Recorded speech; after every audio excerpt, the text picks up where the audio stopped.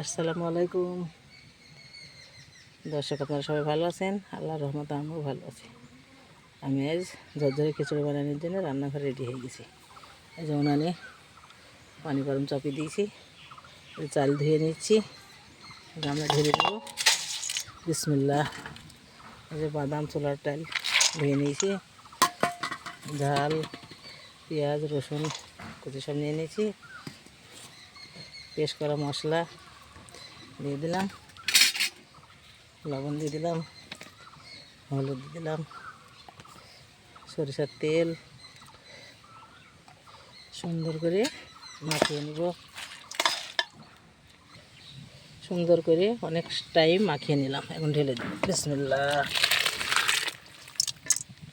সুন্দরভাবে ঢাকা দিয়ে দেবো, সুন্দরভাবে রান্না হবে।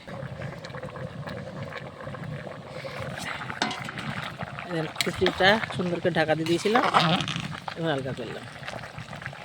মসুরের ডালটা দিয়ে দেবো। ছোলার ডাল চাল একসঙ্গে দিয়েছিলাম, মসুরের ডাল একটু পরে দিলাম। মসুরের ডাল তাড়াতাড়ি সিদ্ধ হয়ে যায়, সেই জন্য ফোটা পর দিতে হয়। খিচুড়ি রান্না রেডি। এই যে সুন্দরভাবে ফ্যানটা মরে গেছে, যে এতটুকু পানি লাগবে আইটাকে দেওয়া হয়েছিল। এই যে সুন্দরভাবে হয়ে গেছে। কাঁচা ঝাল কাটা, পেঁয়াজ কাটা, রসুন গোটা রসুন ছেলা, আদা মশলা, এলাচ দারচিনি জিরা সব বেটে সুন্দরভাবে দিয়ে দিলাম।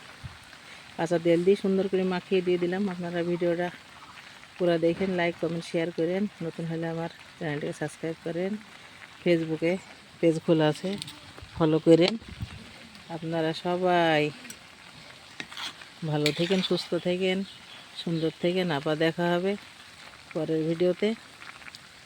আল্লাহ হাফেজ।